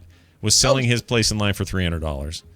I mean, on one hand, wow, I almost would respect the hustle if it was like, all right, I bought this for 800 or 900, but I bought two of them. So I'll sell this other one for the price I paid for the first one. So I could by waiting up front, I got my phone for free. Yeah. $2,000 is definitely looking for a markup. And I'm sure he got it. Yeah. Or at least he might have gotten it. But that's, I don't know. Well, I don't know what Justin, H is a harsh mistress. You got it. Whatever you need to do to get your next hit, you got to do it, man. Got to get that horse. Yeah, you got chasing the horse. Exactly. So I'm with you guys, man, and looking for cases because I need a case for this bad gigantic mother lover, and I would love it to be a wallet case like I had for the other one. But I don't know if they make them. Gizmodo. Yeah, Gizmodo did a review of like the 7 best cases for the iPhone Plus. One of them is that. One of them's a big. And one of them is a wallet case. Wallet case, yeah. It's Plus though, or just the 6? No, for the Plus. I'm gonna send you this link, dude. Hold on a second here. It's in. I'm gonna put this in Skype. Richard has just shut down. Richard has left the curled internet up in at a this fetal point. position, and he's rocking back and forth. Android saying, Richard, we call him. Droid Richard. Yeah. No, that's Dick Droid. Come on, that's the shortening of it. Dick Droid or Android Richard. You go by either one. He's he's hating all this Apple talk, but whatever. We're not even talking about Apple here. We're talking about corporate. Here's the thing, though. Yeah. I don't want to turn my phone into a policeman's book where I can write down offenses. But you get this thing's so big, you kind of can. Right. But I don't want to. Like all the wallet things are these folios, which I see, and I don't want that. I just want. So how do you want your cards to fit in there? Like the way that they did on my iPhone 5. There was just I don't know how that the back. Yeah. Oh, okay. So basically, it was a one piece, didn't fold open or anything. Oh yeah, I'm modest. Gotcha. I only wear the one pieces on the phone. So you get this massive phone, but I don't want a massive case. Oh, a big case would be too much. Yeah. I just don't want a book. I don't, I'm walking around like I'm a soccer referee. I should be holding up cards and then writing down a little thing. Yeah. I thought you'd learned your lesson about keeping the credit cards and the phone all in one convenient, easy to give to a mugger unit. So that did happen, right? But then about a month later, I left my wallet in a cab in Boston. And it was only because I was smart enough to put my ID and my credit card in my phone, get on my flight, and continue on. This is a horrifying revelation that we're dealing with right now. Listen, man, you just gotta, it's rough and tumble out here in these streets. No, I understand. And you even though you're as seasoned as you are, you still got to watch your back. I understand. Let's see how so now, what do you keep your cash in? Cash is in the wallet, but cash doesn't really exist so much anymore. You know, like sure. I'll leave some cash in there, and I'll carry that when I'm traveling. Mm-hmm. But in general, if I'm just like leaving the apartment real quick to go grab something, I don't want to have to always grab my wallet. Yeah, gotcha. This is a good point. So are the vinyl? This is maybe for all our Android followers, this is probably your least favorite time in the history of the show. We're talking about cases and phones. This could easily apply to an Android phone, like the talk of getting a case that can hold cards and stuff. All right, well, Android people have credit cards as well. Okay, and let's say one of them right now listening to us. Listen, here's my question. Let's say I got a Galaxy freaking S50 10 21 or whatever the hell they're called. And I need sport. Get the sport model. We're doing great in appealing to the Android audience. Answering to them and letting them know that no, this segment they hate, really they should love. And then calling their phones the Galaxy S50. That's awesome. Right. Galaxy S50 Schmegma leather bomb Sport 11. The tumescent 80. Yeah, running the latest Android spaghetti or whatever the hell they're calling it now.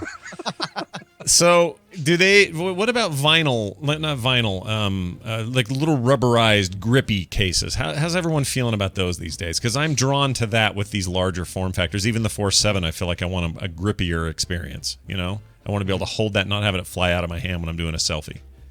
Or as Brian would say, hold on. Brian would say, any excuse. That one. All right.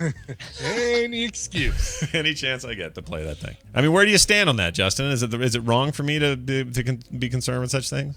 Listen, I'm let your freak flag fly, man. Like you want to go around the case, then that's your beeswax. I'm not gonna get up in your junk about it, All right, you're not judging me. I understand. I like that. I actually feel bad when I get a case because, like, whenever I see somebody without it, I'm like, oh, that's how beautiful my phone is. Like, I feel like it's, before everything got boring and I had to start to think about real world concerns about where to put my ID and my thing. There was the fun, vibrant slim, sexy phone that I once knew. So Yeah, then I look at my son's phone with a big crack across the front and say, "Oh, that's why I have a case. That's right. That's now the I other remember." thing, is that I've gotten so dependent on selling these things every year.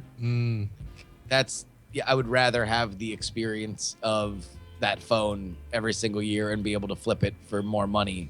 Yeah. And so keeping a case on it is just kind of that's the way to do it. Well, in my case, we pass them down a lot, but when I have sold them, here's the real trick. All you got to do is become even just averagely known cartoonist, someone who can draw on the internet, and then you sign the back of your phone and draw a little doodle there, and then you sell it to a German guy for $950. That's what you do. My God. That's what I did with my 3GS. And it was a brilliant move. Wait a minute. Well, I can just draw a doodle on the back of my phone. Someone's going to buy this thing? Yeah, put it on eBay. Yeah. Draw a doodle. Now, if you're known for drawing doodles, you're going to have a better chance. But you've got enough podcast. Help me brainstorm this, because I have a standing offer from Gazelle, but I got to unlock $325. Now, I'm not saying anybody should bid, right? I'm asking you, Brian and Scott, what can I draw or say on the back of my phone? Can I maybe I'll put on the phone like a unpublished short story or something? There you go. Yeah. Or a little night attack symbol and a little doodle stick man with a beard, whatever. Put a copy of Diamond Club in the iBooks app. I mean, once they synchronize this to their own computer, they're going to lose anything you put on there. So, putting episodes of Diamond Club or of Night Attack, or putting episodes of, I actually sold the first iPhone I sold on eBay, which was like the first iPhone I sold, and the defining characteristic was I put the entire series of the Dana Carvey show on it. Wow, there was room for all that? Wow. Well, the Dana Carvey show I think only lasted 4 episodes. Wow. That's something else. I've got a else. 32 and a 16 gigabyte iPhone. God, I think these are both 3GSs that I think are bricked. Oh, really? Yeah, that. Is it Brian's hot phone warehouse? That's right. I'm going crazy. Price is so low. You'll never find them anywhere. But how about a broken iPhone with Brian Doodle on the back for $29.95? I'm telling you, people pay for weird stuff on eBay, and I've had incredible. I sold a toilet seat with Mario's face on it for, at the time, this is like 2005. I sold it for like $300. Did you announce it, or did you literally just list it and it sold? I just stuck it up there and it sold. So now the German guy turned out to be a fan.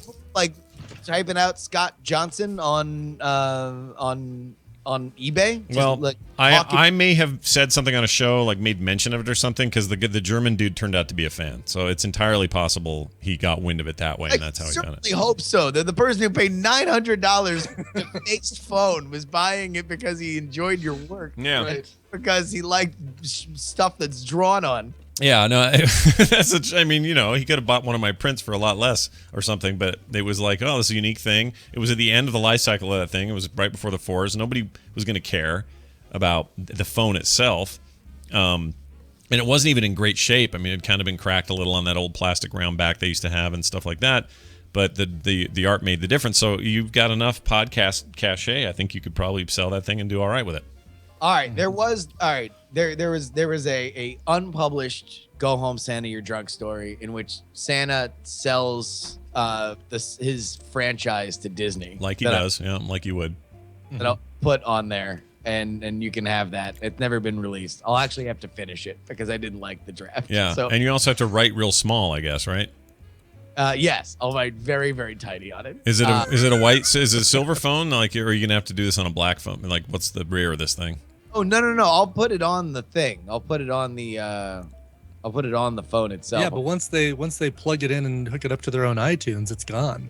No, you can download it though before. Oh, right. Okay. Is that I don't think true? you just give them a link to download it or like include a thumb drive I or guess something. that would be the easiest thing to do. I guess I should just draw on it. I'll draw on it. I don't know, man. Just tell me. You want to buy my phone? There we go. iPhone 3GS signed by Brand. It comes with a half-eaten Tatranki bar. Yeah, Tatranki. Yeah, but I'm trying to flip this phone here. And you're the Samsung to my Apple, man. Every time you try to come out with something, you're like, no, this is like that, but different. That's- guy trying to sell his things. Well, we're Samsung, and we do something that's kind of the same, but also different. Yeah. No, that sounds about See, right. Richard, see? Well, it's exciting times we live in, and why not try to figure out the best way to? I mean, I know this went from shysters in line at the mall to Two shysters on the podcast trying to fleece their fans for ever more money. Yes. Hey, let's go ahead and also mention that we have Patreon. Yeah. Patreon.com/TMS, everybody. Right. But this this is what I like about Patreon and such things, and even you hawking the phone. It's a chance for people who, if they've got it, are willing to support you in the one way they can, right?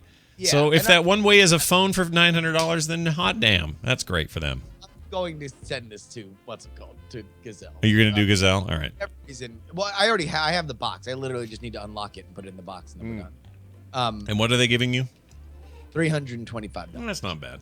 Oh no, I was very, very happy with the Gazelle experience. Literally, the most pain in the ass part of it is getting it unlocked through AT&T. Yeah, that part can be a nightmare. Although getting your numbers all moved around so your kids have your old phones and all that went extremely fast. We went in there, AT&T store, walked out, 5 minutes, done.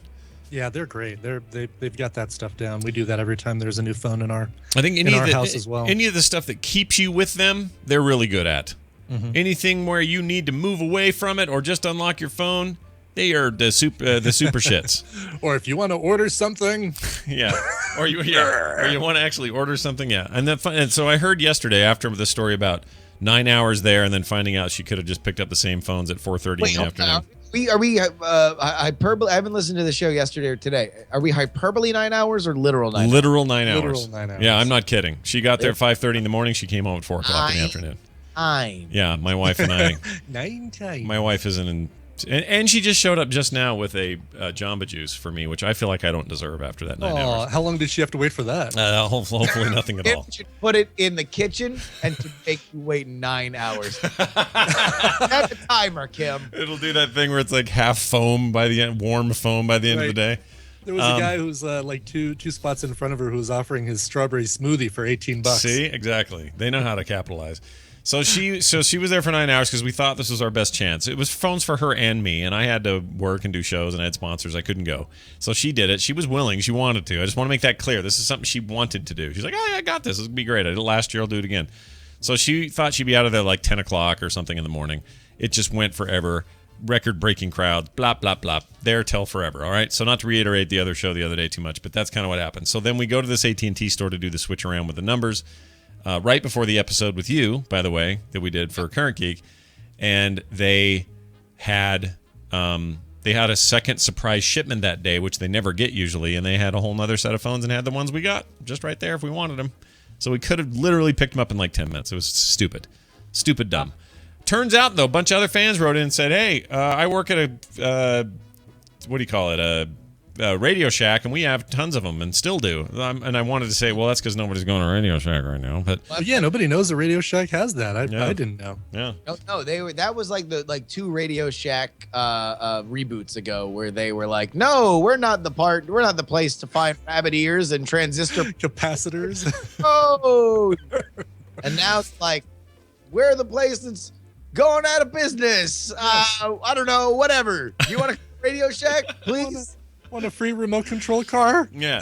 Well, for years it was like, oh, you want a sweet stereo? No problem. Come over here. It's just all realistic brand. I hope that's okay. It's not, Sony or freaking whoever else you're looking for. It's just realistic.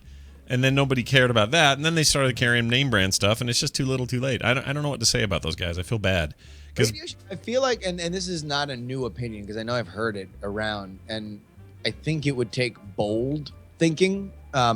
And you still kind of sell whatever they're selling now, but just instead of running toward becoming a Best Buy or becoming, a car phone warehouse for our British listeners, you go toward the maker space, and you basically become, Home Depot for the maker crowd, and you make like your advertisements like, hey, you could buy an Apple TV or a Roku, but we'll sell you like a kit of all the components that you need to do to put together an over-the-air box that you can get all your media on, and like we'll make little software hacks where you can get a lot of this stuff, in a different way that, kind of feeds this new sort of techno lust of being able to be the master of your own technical domain. That's kind of brilliant, actually, because they're already kind of in that weird business in the sense that if you were making your own homemade radio that connected to a sink or whatever when you were a kid, you'd go get your stuff there. If you needed a bunch of weird transistors or LED lights to finish some project,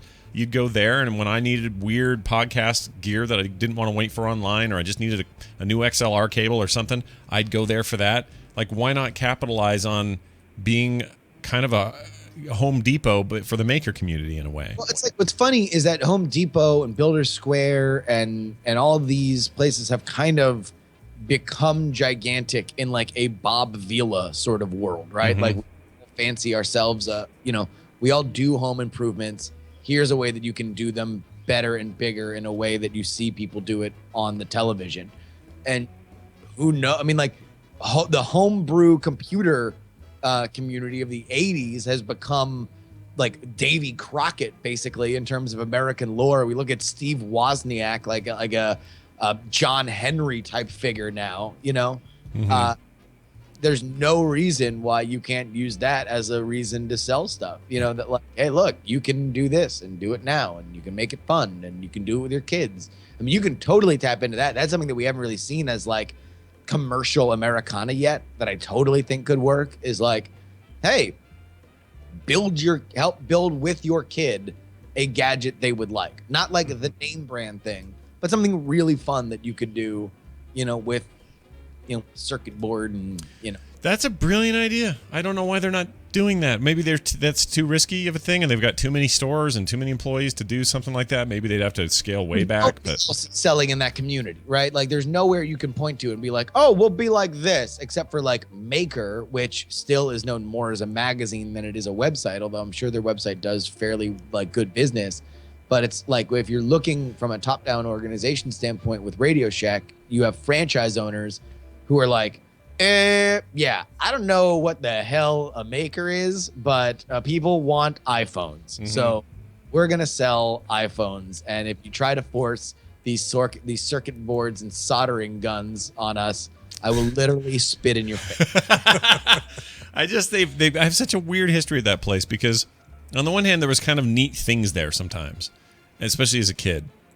But then you'd go in, and when you had to actually purchase something, it turns out if you were like, say, 15, you couldn't buy it because you needed a parent to fill out this freaking document. I don't know if you guys remember when they'd make you do that. It was like this huge bunch of things you had to fill out to buy a single like LED light. And it was all crap, but it seemed like some weird legally binding kind of thing.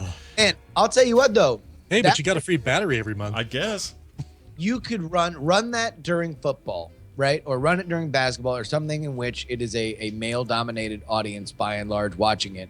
And run that in the same sepia tone stuff that like you as like the father-son thing, where it's like, Scott Johnson cast as the Radio Shack pitchman, and you tell that same story about, I remember when I was 12 and I wanted to build something, and I saw an LED light, and my dad had to leave work early to come buy it and everything, and now I'm a father and my son wants to buy an LED light, and we're going to that same Radio Shack. Yeah. And then it's like the sassy progressive, mascot lady who's like, and now we can just do it on the computer. Like, and that's, boom, that's a commercial. You're selling LED lights like they were crack cocaine. Done deal. Wow. You know what? Justin goes around and does Go games, and then he does podcasts, and he comes on here and laughs with us. But really, his corporate mission is clear. Save Radio Shack. I just listen, Radio Shack. I'm handing you gold, baby. Yeah. Gold. Don't deny this. Don't deny us. All right. Well, that about does it for us, I think, today. Probably a little too champagne. Yeah, right? I know. So, Justin, anything going on that people should watch for from you here coming up? New episode of Jury is out. A Gentleman's Guide to Arguing Like an Asshole. And then new episode of Night Attack tonight. So here's the thing. We had this just kind of drop in our lap last week. But is it this spoiler thing? No. Oh, okay. Here's what we had. One of our key integral elements of the Diamond Club community, Jackie Hearn, called in to say that she found her elderly parents they had both had affairs and had written love letters to their respective affair people. What do you call them? What are they? They're what do you call that? And mastresses? The mastresses. Yeah. Mastresses. But she suspects that the father didn't have an adulterous lover and instead was writing fake letters to make it seem like he was also having an affair. Oh my gosh. Are you going to read these letters? Apparently they're very funny. Amazing. Amazing. Awesome. That's amazing. That's a piece of content right there is what that is. I mean, they're not around anymore, right? Jeez. All right. They are. Oh. But they are up in years and apparently not yet in the podcasting revolution. So they're never going to hear this. That's the Safe plan. Dark side of the moon for us to be reading their You person. never know who's listening. It's so funny because Wendy and I did one of the therapy episodes, and she made a tiny comment about, I can't remember what it was. It was about radiologists or something, and about the unbalance in pay in the medical profession and why certain aspects of it just get lavished with cash and the others don't. And she made just this tiny comment. It wasn't directed to anybody or anything. One of her friends, who's a radiologist, heard the episode, is like all mad at her and won't talk to her now.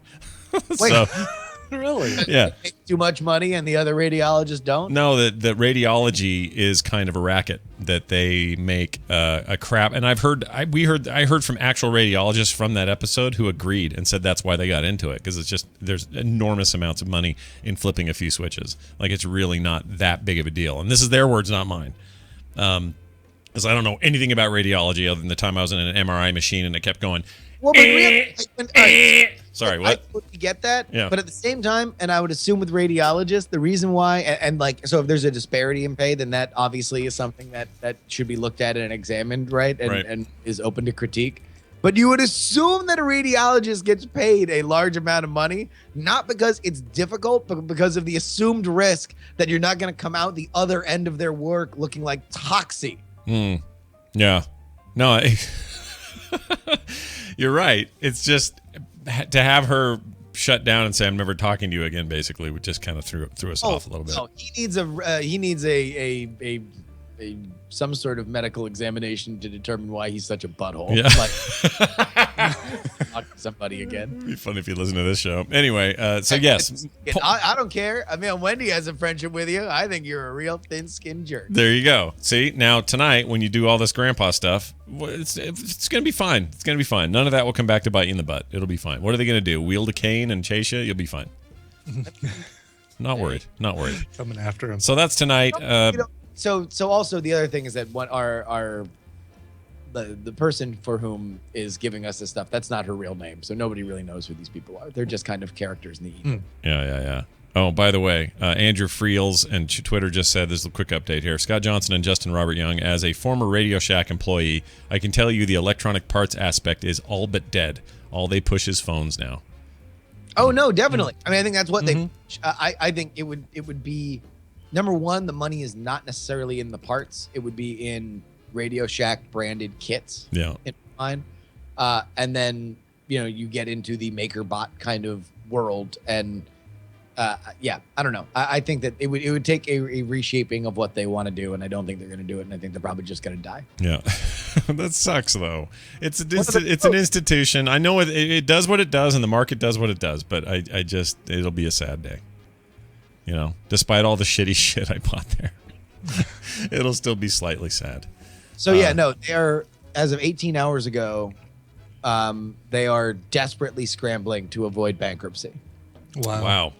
That's short. They're not going to they're probably not going to make it. They'll get folded into something else. Thing is, I don't know what other company would do with the name. It's not really got the cachet it needs to have to do anything with it. I'd like your idea a lot, but that would take some bold stuff to do that. The area for which it has nostalgia has only become a multi-billion-dollar industry that moves the world. Yeah. The people who talk fondly about Radio Shack, Steve Jobs, like Bill Gates, Steve Wozniak, people like Apple, Microsoft, Dell, Oracle, all these companies that make our world happen, the founders and key elements of it, like mention Radio Shack positively. And it's like, if they did not have the foresight to become an integral part of that and sell based on that kind of reputation, then, whatever, man. Yeah. It's all very weird. Well, let's see how it goes. May all of our transistor needs be solved by someone else, like the internet, I suppose. It's Justin Robert Young, Justin R. Young on Twitter, and he's all those places he just told you about and more. Justin, have a fantastic week, and we'll do this again next time. Bye, gang. Bye now. All right. Boy, you had a fan going today. He did. Yeah. Well, I didn't notice it as much until his microphone went off, and it's like, oh, wow. All right. It's probably the birds. They did it. Bird noises. We are going to end the show now. Sorry, Bill. Never heard back from Bill. We'll make it up to Bill. We'll get him back on. Don't you guys worry. But that thus endeth the program. And thank you all for being here. Big time fun can be had at frogpants.com/TMS. Don't forget to support us on our Patreon. It is how we make the engine run here at the show. Go to patreon.com/TMS. Contribute and be a friend of the program and be our boss, really, is what you'll end up being. Friend us. The morning stream at gmail.com is our email address. Use it, please, on Twitter at morningstream, at Scott Johnson, and at Coverville. I don't like saying my own name. It sounds funny when I say it. At Scott Johnson? Scott Johnson. Ugh, my name sucks. What's wrong with your name? I don't like it, though. Brian Ibbett is at least the most unique thing ever. Like, I only know one, and I can only find one when I search for it. There's only one.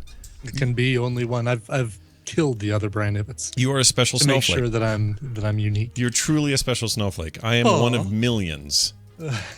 Like, look at these results. Scott Johnson on Google. Oh, about 2,400,000 results. Oh, great. If I do a Brian Ibbett search, far fewer. I mean, I'm happy to be on top of all those lists, but 150,000. And most of those are probably referencing you somehow. Probably me. Yeah, a lot of photobombs, a lot of pictures of me in, Home Alone stills, and my favorite thing about my results are the very top things it says is Scott Johnson, cartoonist, Wikipedia, blah blah explains. My Wikipedia links first, then gotta get Mendoza, then my comic, then Frog Pants, then everything else. So it's very very strange. And then a rugby coach in Australia. All of those good things. Yeah, it's all good things. Let's now do like the end of Star Trek, which was called All Good Things, and end this show with some kind of musical thing that Brian will provide. How about a cover? How about a booby? How about a cover? Greetings, How about a booby? Sorry, go ahead. Greetings, Master Johnson the artist and Master Ibbett the bard. Oh. Hear ye, young Princess Emmeline will be undergoing ocular surgery on the 23rd day of September. This will be a harsh day for Princess Emma, seeing as she is but 3 years of life. Oh, geez. For this reason, Her Grace requests song from her current favorite film, Disney's Frozen. I'm sure everyone is tired of the song Let It Snow. That was an autocorrect mistake, I'm sure. Yep. But this is Her Grace's favorite song. I leave it in Master Ibbett's hands to brighten her rough day. Princess Emmeline smiles upon the entertainment you provide. Signed, Brian from Grand Rapids, Michigan. Nice. Another Brian. That's all we need. Another Brian. So I've got a good one here. There's, it's so new that there aren't a lot of covers of the song that aren't like your typical YouTube sensation doing their take on it. And this one on the surface seems to be that, but I really, really like this. It's so much more. This is by Alex Boyer, and it features the One Voice Children's Choir. It's the Africanized cover of Let It Go, originally performed by the wickedly talented Adele Dazeem. Nice job. Thank By the you. way, I've not heard Africanized used in anything other than killer bees. Yeah. That's weird. Right. Well, this is a killer cover then. right. This is Alex Boyer and One Voice Children's Choir with their cover of Let It Go. All right. Wish me luck tonight. Going to the reception. This is good where luck. the dance and the ring ceremony thing for all the extended and everybody's coming to, and there's food and there's stuff, and it should be fun. So This is where Scott will be singing Can You Feel the Love Tonight Yep. karaoke style. yeah, with a microphone, and while she is made to stand there and stare at me while I do it. Twirling around on a pedestal. As many awkward things we can do in that song, we're gonna do. So anyway, we will be there and doing that. We'll talk to you tomorrow on a regular show. We'll be back with a show. I might be tired, but I don't care. We're doing it. We're having a show. Let's go with the Africanized Killer Bee cover of Let It Go. We'll see you tomorrow.